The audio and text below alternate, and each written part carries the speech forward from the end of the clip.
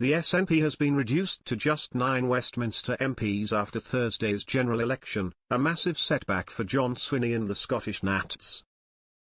SNP leader John Swinney is under increasing pressure after his party's poor showing in last week's general election, with journalist Leslie Riddoch, the latest high-profile Scottish independence supporter, to suggest he considers quitting.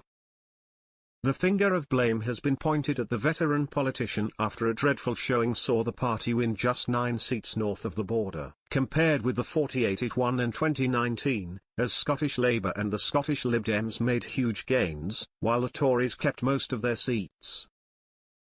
A dogged defence of former Health Secretary Michael Matheson is unlikely to have helped, while Mr Swinney's independence pitch was undermined by a series of shambolic interviews.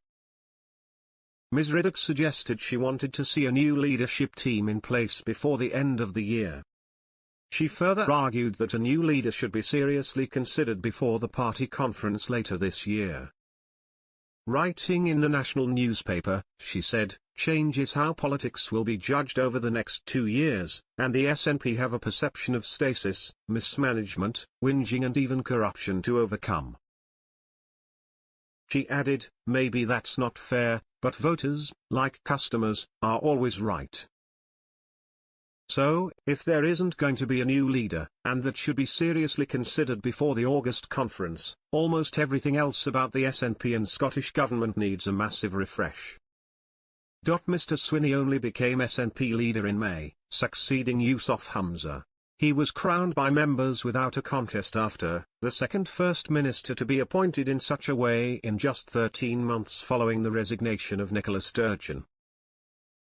Although regarded as a safe pair of hands, he failed to turn around the party's fortunes in the polls, with the general election result even worse than many nationalists had expected.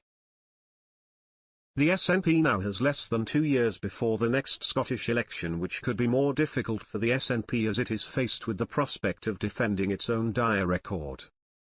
Stephen Flynn and Kate Forbes have emerged as potential successors to Mr Swinney. On Wednesday, former MP Douglas Chapman also called for Mr Swinney to go.